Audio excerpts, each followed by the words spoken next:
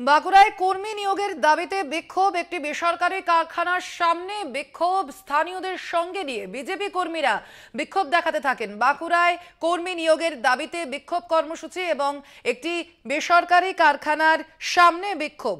স্থানীয়দের সঙ্গে নিয়ে বিক্ষোভ। বিজেপি কর্মীদের বিষয়ে কথা বলবো। ফোন লাইনে রয়েছেন বিশ্বনাথ ভট্টাচার্য। বিশ্বনাথ, কি কারণে এই বিক্ষোভ? স্থানীয় বিজেপি কর্মীদের কি দাবি? দেখো, বাঁকুড়ার বড়জোড়া শিল্পাঞ্চলের যে ভুটবড়িয়া এলাকা রয়েছে, সেই ভুটবড়িয়া এলাকায় রয়েছে দীর্ঘদিন ধরেই রয়েছে কিন্তু একটি বেসরকারি স্পঞ্জ আয়রন কারখানা।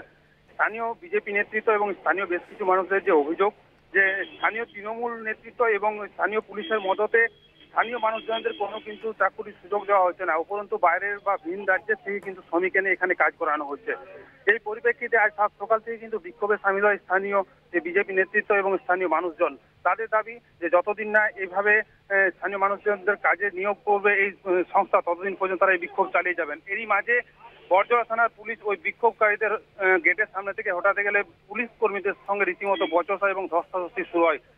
স্থানীয় মানুষজন এবং যারা বিক্ষোভকারী রয়েছেন তাদের বিরুদ্ধে পুলিশের উপরেও কিন্তু লাঠিচার্জের অভিযোগ উঠেছে, এমনটাই কিন্তু জানা যাচ্ছে। স্বর্ণালী, একেবারেই, অর্থাৎ যতদিন না পর্যন্ত নিয়োগ করা হবে ততদিন পর্যন্ত এই বিক্ষোভ চলবে, এমনটাই জানা যাচ্ছে। ধন্যবাদ তোমাকে বিশ্বনাথ।